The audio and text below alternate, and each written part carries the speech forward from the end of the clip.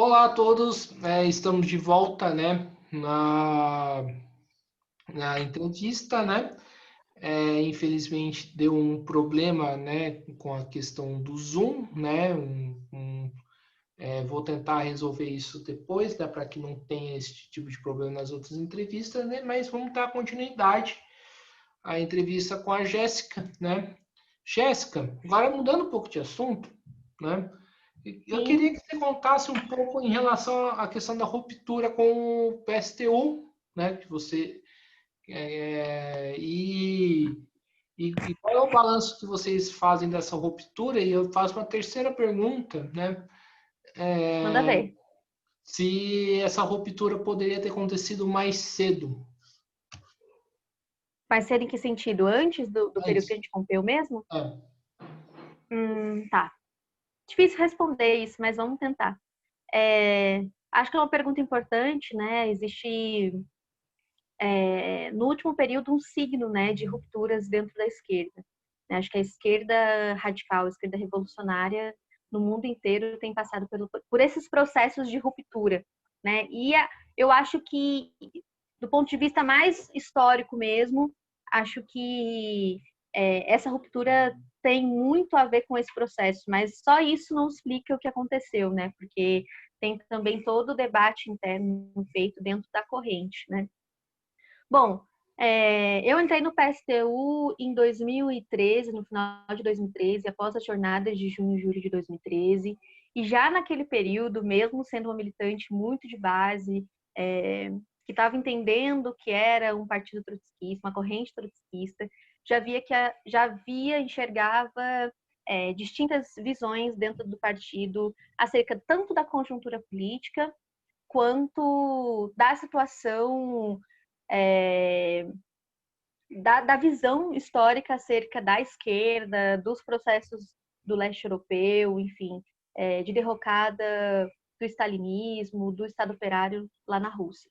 Então, já existiam debates que foram se acentuando ao longo dos últimos anos e que culminaram numa ruptura, né? Quando a gente estava no período pré-congressual dentro do partido, lá em 2015, se formou dentro do partido a tendência, né, a tendência internacional, a qual eu fiz parte, muitos outros militantes do partido, né, naquela ocasião, né, do PSTU, que começamos, que se juntou, né, essa tendência se juntou para questionar pontos específicos, tanto da análise da conjuntura, quanto dessa visão mais histórica que eu coloquei para você aqui, né. Então, tem diferentes motivos, né, que culminaram nessa ruptura que depois se transformou numa nova organização, né? Os que romperam com o PSTU formaram o Mais, né? E depois, mais para frente, se juntou com a Nós e o MLPS, dando origem à Resistência, que é a organização que a gente faz parte hoje e que entrou no PSOL, né? Enquanto corrente. Então, lá atrás, a gente fazia um debate. O principal debate que sustentou a ruptura foi uma leitura diferenciada com relação ao setor majoritário dentro do PSTU, que é uma leitura acerca da queda do Muro de Berlim, da queda do leste europeu, do fim do chamado socialismo real, né? Naquela ocasião, a gente questionava a visão política, né, do partido, do PSTU, sobre esses processos, né? Porque não é uma visão apenas histórica, uma leitura histórica, mas é uma leitura que embasava posicionamentos acerca da conjuntura brasileira, não só da conjuntura brasileira, mas da conjuntura internacional também. E para nós, a queda do leste europeu não simbolizou uma vitória dos trabalhadores, não pura e simplesmente uma vitória dos trabalhadores, visão diferente da que colocava a maioria do PSTU, né? A maioria da direção do PSTU, que entendia a queda do Muro de Berlim, o fim do socialismo real, como uma derrota do stalinismo e, portanto, uma vitória da classe trabalhadora, dos sindicatos classistas, dos partidos e correntes revolucionárias, né? Para nós, o principal signo do fim do leste europeu, do socialismo real, era a derrota da experiência que a classe trabalhadora internacionalmente fez com a Revolução Socialista da Rússia, né? Então, Ao invés de uma derrota do stalinismo, o que a gente viu foi uma ofensiva da classe dominante, dos setores da direita, acerca do que havia sido o Estado socialista na Rússia, né? Em que pese que esse Estado se transformou drasticamente à medida que o stalinismo tomou os rumos da revolução naquele país, né? E, consequentemente, influenciou a situação política dos partidos comunistas, das organizações de esquerda em todo o mundo, inclusive aqui no Brasil. Então, a gente tinha essa visão diferente acerca da posição majoritária dentro do PSTU, né? Também tinham leituras diferentes acerca da análise da conjuntura brasileira, né? E isso permeou bastante o debate da ruptura. Então, por exemplo, para nós que fizemos parte da tendência internacional, o que estava acontecendo no Brasil em 2015, com o crescimento da extrema-direita, que já se anunciava naquele momento, né? Junto com o golpe contra Dilma, era muito mais grave do que a direção do PSTU apontava naquela ocasião, né? E que mirava, sobretudo, o seu combate, né? A sua luta, a pauta, né? Da militância, das organizações dirigidas pelo PSTU, dos sindicatos, enfim, num debate contra o petismo, que flertava muito com essa extrema-direita que estava crescendo, uma extrema-direita golpista, né, que utilizava o discurso antipetista à direita e que, no final das contas, acertou toda a esquerda de conjunto, né? Então, existiam vários debates, esse é algum desses debates que existiram no interior do PSTU, né, que ocasionaram a ruptura, e também, em certa medida, houve uma impossibilidade de discutir todos esses temas com profundidade dentro do PSTU pela forma como a direção do partido levou à frente os debates dentro da organização, né, com pouca democracia, com muitas calúnias, enfim, problemas mesmo internos do partido e que, de fato, foram problemas que empurraram, inclusive nós, né, da nossa tendência para fora do partido, né? Não, com isso eu não quero dizer que a gente saiu porque nos empurraram para fora, né? Mas a impossibilidade de fazer os debates com profundidade também foi um diferencial para que essa ruptura acontecesse. Obviamente foi uma escolha política da nossa tendência, uma escolha política acertada, porque quando a gente olha para o que é o PSTU hoje, a gente entende que rumo o PSTU tomou com a defesa do programa que defende, da leitura da conjuntura que defende, que fez com que o partido se tornasse de uma corrente revolucionária importante para a esquerda brasileira, para uma corrente extremamente marginal do ponto de vista da localização política, da influência política na realidade, e que flertou e segue flertando com as posições mais reacionárias que estão colocadas aqui no Brasil hoje, né? A quase defesa do golpe contra Dilma, né? A pouca participação nas lutas contra o Fora Temer, o Fora Todos também, né? Uma política para nós, né? Uma política bastante equivocada, né? Que continua, que segue nessa linha, né? De flerte com a extrema direita. Enfim, eu acho que é mais ou menos por aí, né? Então a gente rompeu, juntou depois, quando a gente foi formular a nossa nova organização, né, acho que um dos temas mais importantes que permearam a construção dessa nova organização era um debate da necessidade de fazer sínteses entre organizações de esquerda para frear um pouco esse signo de rupturas, né, que está colocado de fato para a esquerda internacionalmente, né? Então, logo que a gente rompeu, a gente foi fazendo debates com várias outras organizações da esquerda brasileira para realizar essas sínteses, né? E aí, então, a gente fez a fusão com a NOS e o MLPS, enfim, que eu acabei de colocar aqui também, e fundamos a Resistência, né? A NOS veio no primeiro momento, foi parte fundamental, enfim, é a nossa corrente, né? Não dá para dizer que a nossa corrente é do PSTU, porque essa é a história só de parte da nossa corrente, porque a outra parte é essa de junção com a NOS e depois da vinda do MLPS, né? Sim. Você falou da questão da queda do Muro de Berlim. essa posição que o PSTU teve da queda de Muro de Berlim não está muito relacionada à posição do Moreno, que foi um dos fundadores da LIT, e gostaria que você falasse qual que é a posição de vocês em relação ao Moreno. Certo. Distorções acerca da posição do Moreno em relação a esses temas, como muitos outros temas relacionados à frente com outros partidos, questões mais táticas dos movimentos sociais, dos partidos políticos. Então, inclusive esse é um debate que a gente foi fazendo, né, ao longo da ruptura, né, que houve um distanciamento das posições do Moreno. Né? Uma coisa é você dizer que o aparato stalinista é um aparato contra-revolucionário. Né? Isso, de fato, a gente continua acreditando, obviamente, né? Nós somos trotskistas. Mas a outra coisa é a gente distorcer isso ao ponto de dizer que é só esse um movimento que freia a Revolução Brasileira ou a Revolução Internacional. Né? Existem muitas outras contradições no capitalismo internacional que o PSTU naquela ocasião e hoje segue negando, segue fechando os olhos e por isso também segue sendo incapaz de se posicionar na realidade política de forma contundente, de forma a trazer novos ativistas, novos militantes e influenciar o jogo político, né?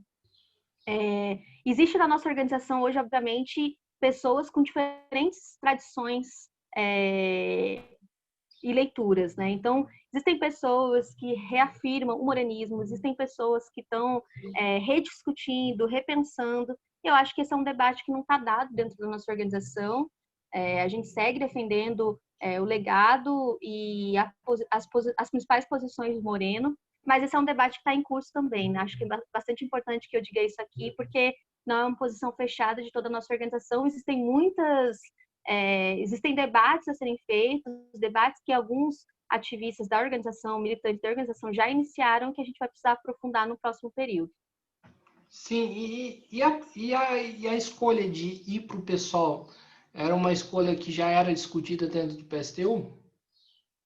Não existia nenhum tipo de debate sobre isso dentro do PSTU, nem no período da ruptura, né? O que a gente fez depois da ruptura é um debate sobre como que a nossa organização poderia se localizar na luta de classes para ter mais audiência, para ter mais relação com o movimento concreto de luta dos trabalhadores dos setores oprimidos.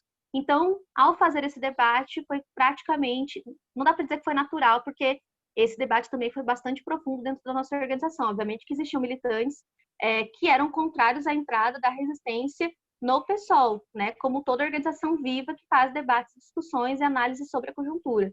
Né? Mas acho que foi muito acertada a entrada da resistência dentro do PSOL, porque para nós o PSOL hoje é um partido que consegue aglutinar o que tem de mais vivo, importante de movimento da vanguarda, né? Um partido que vem crescendo, que se referencia pela luta de classes, à esquerda, com posições no parlamento muito contundentes e que segue, enfim, sendo um farol, né, um polo de aglutinação de militantes na esquerda brasileira. Então, a gente fez essa escolha logo depois de ter formado a resistência, mas esse debate não existia no interior do PSTU.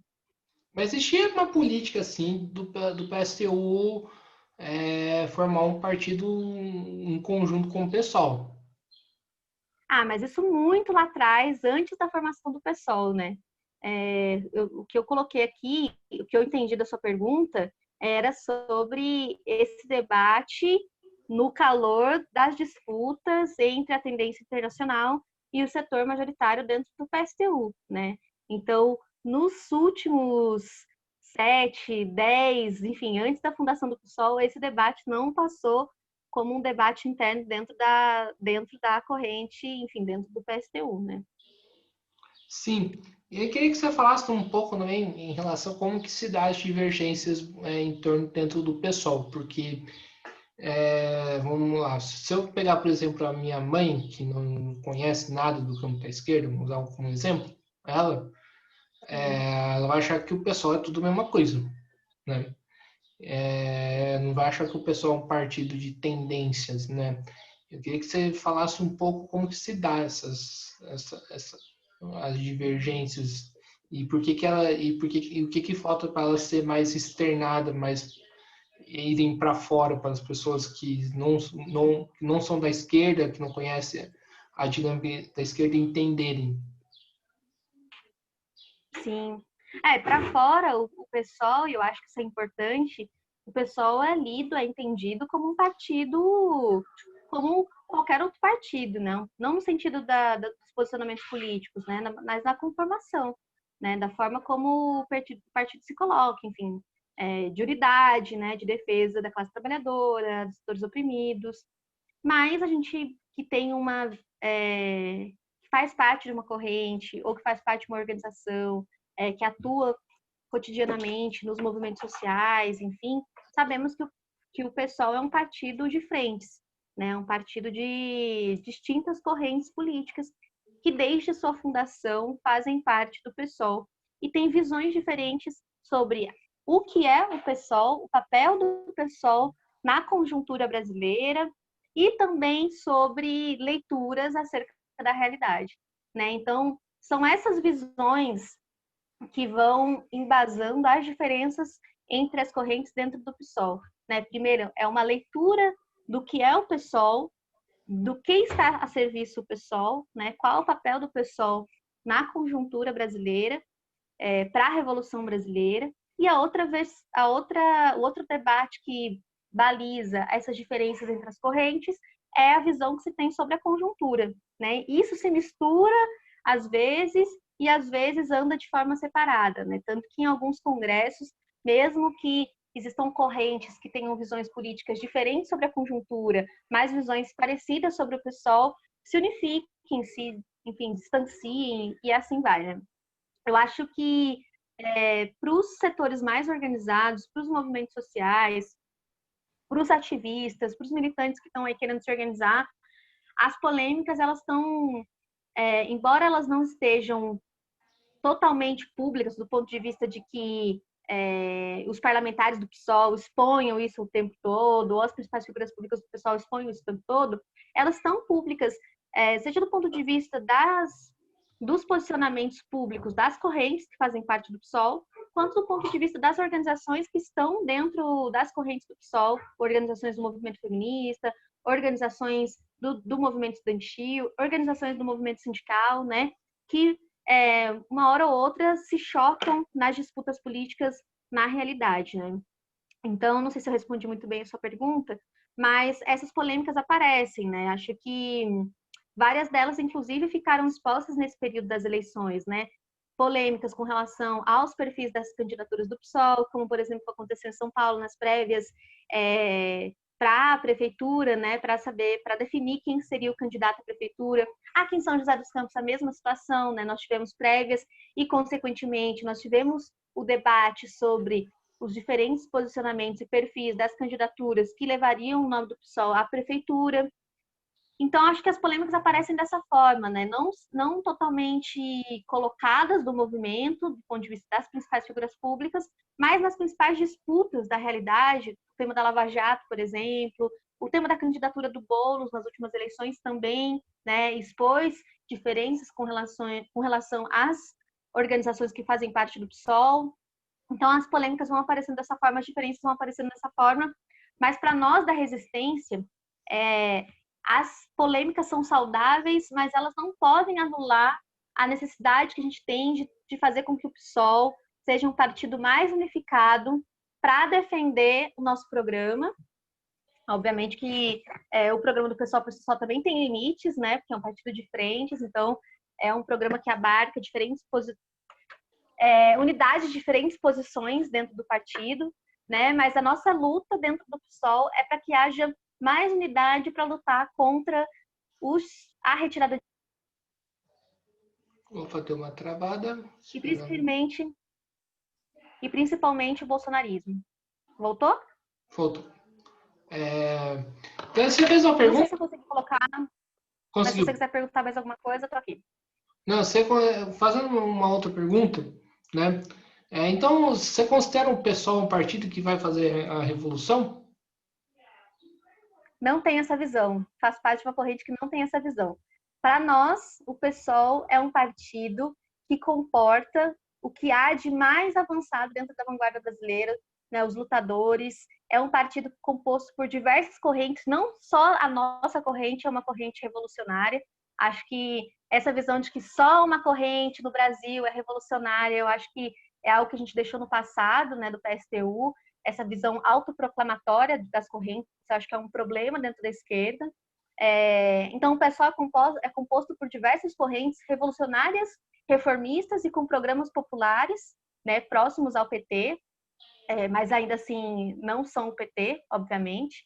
E acho que o PSOL é isso, né, é esse espaço de aglutinação dos movimentos sociais, dos principais ativistas, do que tem de mais desenvolvido dentro da vanguarda, né? Obviamente que muita coisa corre por fora nos movimentos sociais, é importante que a gente diga isso também, né? Para dizer que não só o PSOL tem os melhores ativistas. Obviamente, muitos movimentos sociais e organizações possuem ativistas valorosíssimos, né? E que estão dispostos a militar pela Revolução Brasileira. Então, acho que o PSOL é um espaço de aglutinação que tem muito a ver com a conjuntura política que a gente está vivenciando hoje, que é uma conjuntura marcada pelo avanço da extrema-direita e pelo avanço da exploração capitalista dos seus diversos projetos, né? Seja a partir da extrema-direita, seja a partir da recuperação aí da velha direita, da direita tradicional. Então, dentro desse signo de crescimento da extrema-direita, de avanço da exploração capitalista,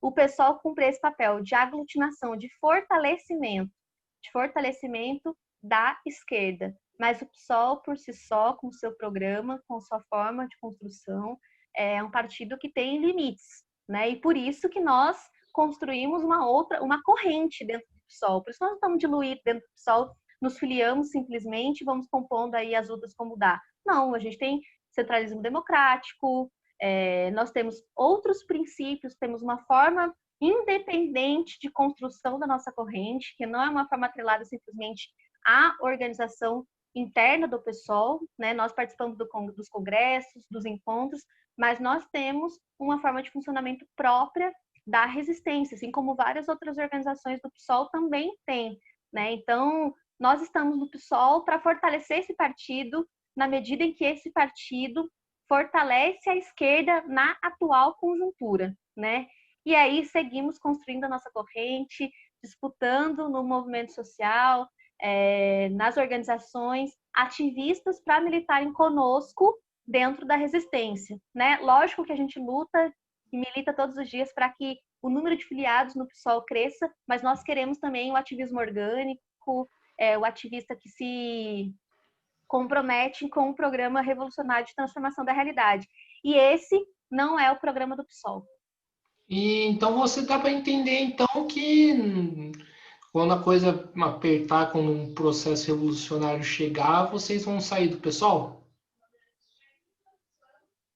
Não acho isso, assim. Primeiro que continuo afirmando, o PSOL é um partido que aglutina parte importante do que tem da vanguarda. O PSOL pode cumprir um papel importante no processo de acirramento da luta de classes, de uma possível revolução no nosso país, internacional, enfim, existem correntes do PSOL também que têm ligações com outras organizações internacionais, mas num processo revolucionário, se a direção do partido flertar com a direita, com a classe dominante, nós faremos toda a batalha para que isso não aconteça, e se isso acontecer, obviamente, a gente vai ter um posicionamento que é o posicionamento ao lado da classe trabalhadora e da revolução. Sim. A gente discutiu... É porque é diferente. Não, só porque é para colocar, porque é diferente, não é simplesmente um entrismo, né? Essa coisa tipo, vou entrar para o PSOL, vou tentar trazer para nossa organização os principais ativistas dentro do PSOL. Não é essa a visão que nós temos. Nós queremos fortalecer esse partido. O PSOL é maior do que as nossas correntes, muito maior do que várias outras correntes e movimentos, né? As correntes revolucionárias do nosso país. Então, é importante fortalecer o PSOL, porque o PSOL tem uma audiência que há muitos anos a esquerda radical não tinha mais. Então, ao fortalecer o PSOL, se fortalece um polo de luta e resistência no nosso país. Obviamente que a direção do PSOL, que o PSOL com o seu programa tem limites, mas isso não significa que a gente não deva fortalecer o partido, porque o partido, maior do que as correntes, tem mais condição de disputar os rumos da luta de classes, os rumos da política brasileira, muito maior do que qualquer outra organização separada, sozinha, que atue no movimento, na luta de classes, nos movimentos sociais. Sim, a gente discutiu as polêmicas, né? Mas acho que também seria importante discutir os desafios à esquerda, né? Sim, Quais são os desafios da esquerda? Porque 2021 parece ser um ano que vai prometer muita coisa, né? exato. Nossa, quando você colocou aqui agora, eu lembrei que antes da gente ir para esse segundo bloco, na minha cabeça vai isso. Só faltou a gente fechar um pouco da nossa avaliação e dos prognósticos para o próximo período, né? Porque não basta que a gente faça uma avaliação do que foi o período eleitoral sem pensar agora quais são os desafios para a esquerda do movimento de trabalhadores e trabalhadoras, né? Então, acho que 2021, para nós que somos militantes, que acreditamos na luta concreta, na luta direta, né, é um ano decisivo, decisivo de mobilização. Né? Acho que a gente tem duas frentes de luta no próximo período, né? Antes de 2022, porque tem parte da esquerda que acha que a gente vai derrotar Bolsonaro em 2022. Para nós, derrotar o Bolsonaro é uma tarefa que está colocada agora para o movimento social, para os partidos políticos, né? Para a esquerda, né? Então, qual que é acho que o nosso principal desafio para 2021? Primeiro deles é a luta em defesa dos direitos sociais, né? A gente está vivendo ainda numa situação de pandemia, a gente está vivenciando aí o que alguns especialistas chamam de segunda onda ou de perpetuação. Enfim, a gente está vivenciando um momento em que a pandemia tem crescido. A gente vai ter grandes disputas no próximo período com o governo Bolsonaro para garantir a vacinação, a imunização, principalmente dos mais vulneráveis, da classe trabalhadora, dos setores precarizados, da negritude, enfim, das mulheres pobres. E a gente vai vivenciar um período de aprofundamento da crise econômica, né? Então, a principal tarefa do próximo período é lutar por esses direitos sociais, né? Um plano de recuperação, não de recuperação, que acho que esse não é o nome, mas um plano de imunização da classe trabalhadora, com Tem uma travada. direitos. O que diz? Continua. Voltou? Um Voltou. plano que garanta o auxílio emergencial que o governo já coloca que vai cortar no final desse ano, né, em dezembro. Então, a gente precisa da extensão desse auxílio para o próximo período, porque a crise econômica seguirá se aprofundando e a gente está vivenciando um período recorde de desemprego no nosso país, né, de precarização do trabalho, né, que não é algo que aconteceu somente nesse período da pandemia, mas que se aprofunda nesse período da pandemia.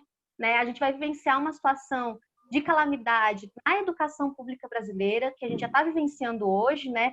Enquanto a gente tem, por exemplo, o MEC, que já anunciou, né, que quer voltar com as aulas das universidades, já em março, a gente tem essa preocupação que é infundada no ponto de vista de que a gente, por outro lado, não tem a garantia nenhuma de que em março de 2021 a gente vai ter uma imunização dos professores, dos profissionais das universidades, dos estudantes, sobretudo dos estudantes pobres. Então, a gente vivenciou esse período todo com os setores mais explorados da classe trabalhadora, e toda a classe trabalhadora de conjunto, na verdade, sem nenhum tipo de acesso à educação formal, né? Porque a educação à distância é um engodo que não representa, de fato, as necessidades, não consegue, de fato, garantir o mínimo de educação, né? De acesso à educação para a classe trabalhadora, para os filhos e filhas da classe trabalhadora, né? Há muitos jovens que há meses não têm sequer contato com suas escolas, então a evasão escolar aumentou exponencialmente no último período, principalmente na educação de jovens e adultos, que já é uma população mais vulnerável do ponto de vista educacional e social também. Então, a gente vai ter que atuar no sentido de tentar garantir a recuperação da educação para os setores mais pobres, oprimidos, enfim, para toda a classe trabalhadora do nosso país, né? Então, um lado é esse, a gente tentar lutar com toda a nossa força e unidade em defesa dos direitos de educação e saúde, e aí vai entrar, obviamente, a luta pela dignidade das mulheres, a luta pelas vidas negras, a situação das LGBTIA+, né, que também nesse período estão passando por um aprofundamento de suas situações de vulnerabilidade, né? E, por outro lado, é uma luta que é conjunta a essa luta pelos direitos sociais, que é a luta pelo Fora Bolsonaro, né? Que eu acho que tem que ser a agenda principal da esquerda no próximo ano, né? O Fora Bolsonaro. E, para isso, a gente defende uma frente única, né? Dos partidos de esquerda, dos movimentos feministas, dos movimentos de negritude, dos movimentos LGBTs, dos movimentos sociais, porque para nós, para enfrentar o bolsonarismo, as organizações sozinhas não vão se bastar, vai ser necessário uma frente única desses setores, né, de esquerda, dos movimentos sociais, de opressões e de moradia, enfim, do movimento sindical classista, para conseguir que esse seja o nosso plano de ação para o próximo período, para impor uma derrota ao bolsonarismo antes de 2022, né? Porque não dá mais para a gente pautar a agenda de luta por uma agenda eleitoral simplesmente, né? Sim. Em poucas palavras, gostaria que você explicasse qual é a corrente teórica da resistência. Não entendi a pergunta. Em O que poucas a palavras, gente... corrente teórica do partido como um todo.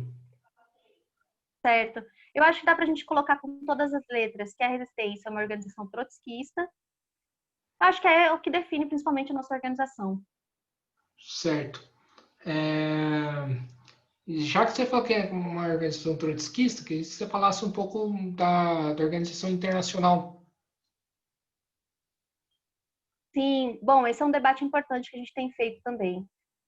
A organização que a gente faz parte, da Resistência, nos últimos anos, tem tentado abrir trabalhos, não de forma isolada, mas tem com várias outras organizações pelo mundo afora, né? Mas principalmente aquelas que a gente já tem mais solidez do ponto de vista da construção do partido é o MAS de Portugal, né? A gente consegue ter um comitê unificado de debate da conjuntura política internacional e é aí que a gente tem se pautado, né? Obviamente que nós, enquanto trotskistas, sabemos que a construção de uma organização revolucionária não é um adendo à organização, é um princípio, só que não adianta a gente construir organizações revolucionárias que não tenham uma construção política, um programa de fato revolucionário, né? Então, os nossos debates nos últimos tempos são de fato para conhecer as outras organizações, né?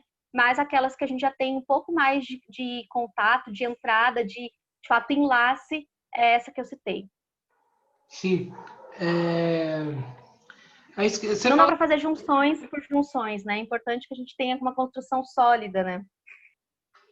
Jéssica, a gente está chegando no fim de mais uma entrevista, para inclusive encerrar, para não estar nenhum tipo de problema depois da gente ter que abrir um terceiro bloco, né? Queria que você falasse que, assim, depois de tudo que a gente conversou, o pessoal hoje está muito aquém de superar os erros do PT?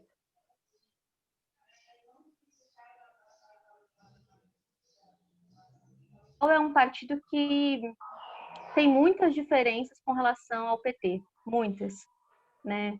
Acho que a gente luta todos os dias para que o PSOL seja um partido que se coloque à esquerda na realidade brasileira, que não repita os equívocos e os erros históricos do PT, sobretudo com relação à conciliação de classes, né? Essa disputa a gente faz não só do ponto de vista interno do partido, mas nos movimentos sociais também. Então, esse é um centro da nossa atuação dentro do PSOL também, né? Fazer com que o PSOL esteja posicionado à esquerda, uma esquerda independente, uma esquerda que não se vende, que não faz alianças com a classe dominante, que defenda de fato um programa radical, né? Obviamente que o PSOL também é composto por várias organizações que algumas delas defendem outro programa, né, que não é um programa revolucionário, de transformação radical, um programa socialista, né, de transformação da realidade. E a gente faz essas disputas com essas organizações também. Então, não acho que o PSOL é um novo PT, como coloca várias outras organizações, inclusive porque o momento histórico em que o PSOL atua hoje é um momento histórico diferente do que estava colocado do surgimento do PT. Né? Tá muito mais difícil para nós hoje construir uma organização revolucionária, então é muito triste que o PT tenha desperdiçado essa grande chance, né? Enfim, mas aí tem a ver com não só com o rumo que o partido foi tomando, mas o programa defendido pelo partido, pelos setores majoritários do partido, né? Então é isso, assim, a gente luta cotidianamente para que o PSOL seja um partido combativo, um partido com independência, mas correntes que fazem parte do PSOL têm diferentes leituras do que deve ser a política defendida pela nossa organização, né, pelo PSOL. Sim. Jéssica, estamos chegando aqui em mais um fim da entrevista, né? Primeiramente, quero agradecer, né, por ter aceitado pela terceira vez, né, esse convite. Sim. Sempre bom trocar, conversar, debater, inclusive expor as divergências, por isso que o nome mesa de debate é importante fazer discussões dentro da própria esquerda, né? Inclusive expressando posições diferentes e também divergentes, né? Mas ao mesmo tempo é bom, é sempre rico trazer essas contribuições que você traz, mesmo algumas delas eu tendo algumas discordâncias, né? Então, eu quero agradecer e passo às considerações finais. Eu que agradeço, Guilherme. Eu acho que a gente perdeu nos últimos anos, e acho que é fruto do signo que a gente está vivenciando mesmo, de dispersões, de rupturas à esquerda, a possibilidade de fazer debates francos, né? Debates com qualidade dentro das organizações revolucionárias, organizações de esquerda, né? E eu acho que a gente precisa superar isso, sinceramente. Não estou dizendo aqui que a gente tem que todo mundo dar as mãos e seguir lutando juntos. O que eu estou querendo dizer é que todos os debates são necessários, mas eles precisam ser feitos com franqueza, compreendendo que nós não somos os únicos revolucionários do planeta, né?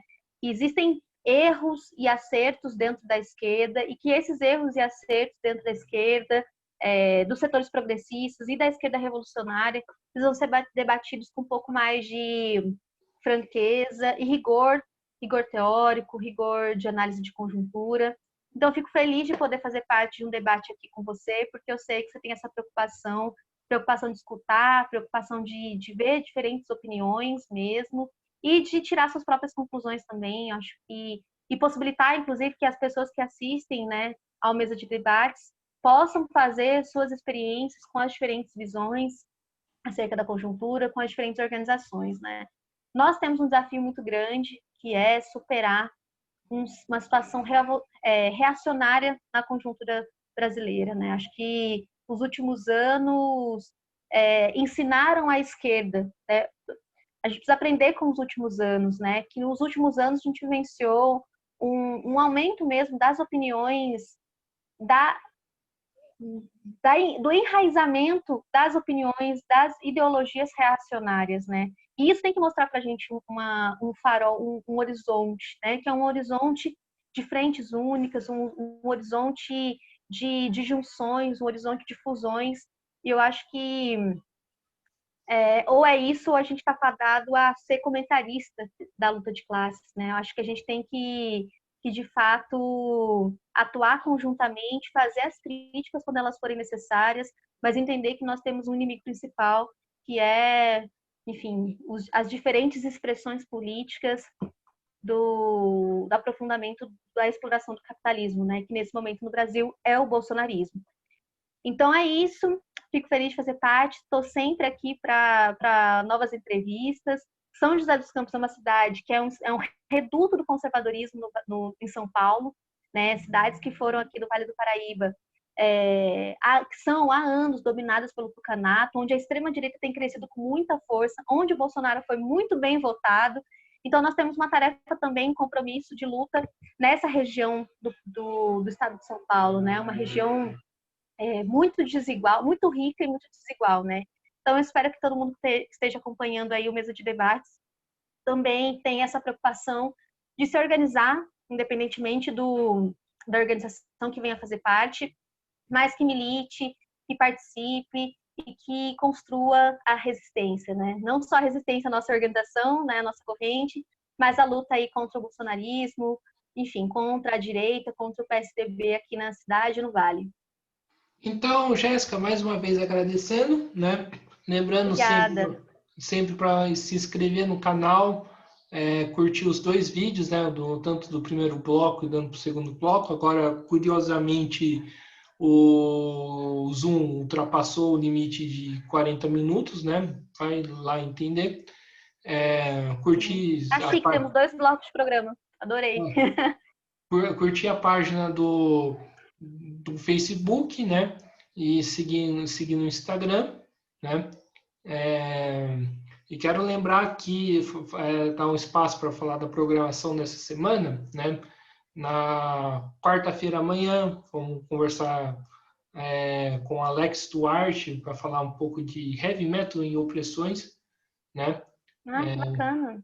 É um músico que toca na área LGBT, né? Vai ser uma conversa bastante interessante. Quinta-feira eu vou conversar com o professor da Universidade Estadual do Pará, chamado PL, para falar um pouquinho mais do balanço das eleições municipais, né? Bacana. Na sexta-feira vamos conversar com o Moisés, presidente aqui da região do Sindicato dos Correios, né? E o Cabral dos Químicos, né? Essa vai ser a programação dessa semana, né? Além do mais, vai ter vou poder falar um pouco de teoria marxista amanhã também, às 5 horas da tarde. Então é isso, pessoal. Nos vemos na próxima entrevista. Muito obrigado e até a próxima. Tchau, tchau. Até a próxima.